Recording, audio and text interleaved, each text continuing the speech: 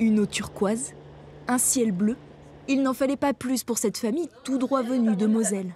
C'est magnifique, quoi. Le lac est beau, on a du beau temps. Donc voilà, tout est réuni pour qu'on passe un bon séjour. Si ces Varois ont choisi de venir ici après la rentrée des classes, c'est avant tout pour la tranquillité.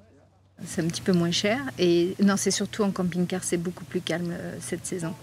Comme eux, ils sont nombreux à avoir fait le choix des vacances en septembre.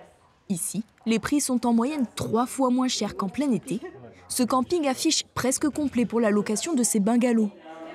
En arrière-saison, on a notamment donc un taux de remplissage en locatif de 88% donc la première semaine de septembre. Nous avons quand même une clientèle donc visant notamment donc des couples sans enfants ou des personnes retraitées. Et sur le lac, les touristes n'hésitent pas à prolonger le plaisir des vacances en prenant par exemple des cours dans cette école de voile. Pareil, Timaël, fais comme Lucille, regarde, incline ta voile ras de l'eau. Généralement, les conditions sont aussi belles qu'en juin. Et bon, après, c'est juste au niveau du lac. Habituellement, il est un peu plus bas, le lac. Mais bon, ça n'empêche pas pour pratiquer la voile, pour pratiquer des activités nautiques. Parce que voilà, il reste sur un niveau assez satisfaisant. Une arrière-saison prometteuse après un été positif. Le lac de Serponçon a su séduire de nombreux vacanciers.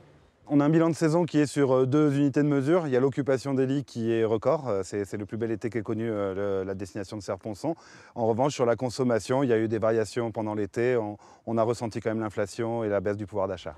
Entre lac et montagne, la destination de Serponçon représente 180 millions d'euros de retombées économiques sur la saison estivale.